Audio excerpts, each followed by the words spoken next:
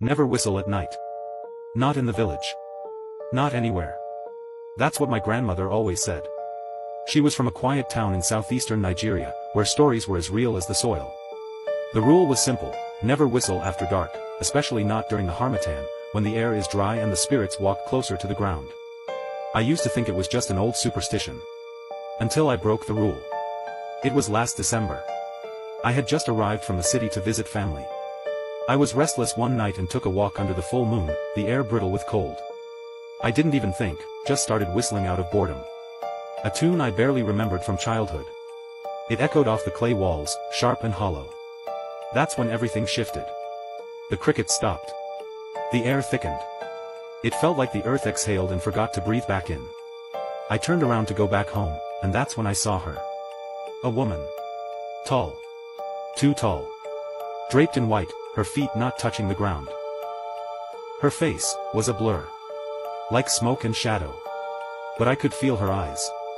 And they were hungry. I froze. She didn't move at first. Just hovered. Then she smiled, wide and wet and wrong.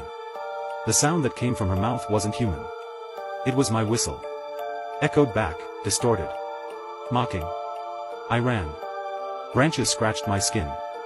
I heard footsteps behind me, but not on the ground, in the air. I slammed into my grandmother's door, breathless, bleeding. She opened it with her rosary already in hand. She didn't ask questions. She knew. For the next 7 nights, I didn't sleep. The woman came to my window every time the clock hit 2:17 a.m. She'd whisper my tune, over and over, like a lullaby sung by something that doesn't know how to love. Only after I went to the shrine with my uncle and made an offering, yam, palm oil, and blood from my own finger, did she stop. But I still see her in reflections. In dreams. In silence too deep to be natural. They say whistling at night calls the Ojujamiri. The spirit of lost women drowned unjustly. And when you mock them with song, they come, not to haunt, but to claim. So I'm begging you, as someone who almost didn't make it back, don't whistle at night. Especially not during harmattan. And especially not with a song that doesn't belong to you.